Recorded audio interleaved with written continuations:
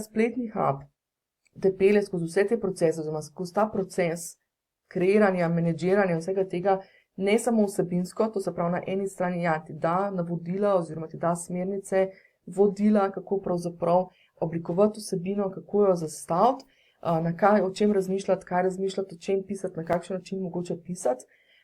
Naj poudarim, nisem pristaš formul v smislu templateov, da vam dam čisto tako, da rečem, evo, tukaj pa začni s takim pa s takim stavkom.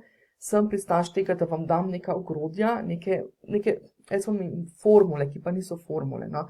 Ampak neka taka, bom rekla, ogrodja in potem seveda naprej te formule, to se pravi, vi izoblikujete vsebino, potem pa treba to vsebino naprej peljati tudi organizacijsko oziroma tako rečeno logistično, da dejansko ta vsebina pride torej in zaživi tudi na spletu.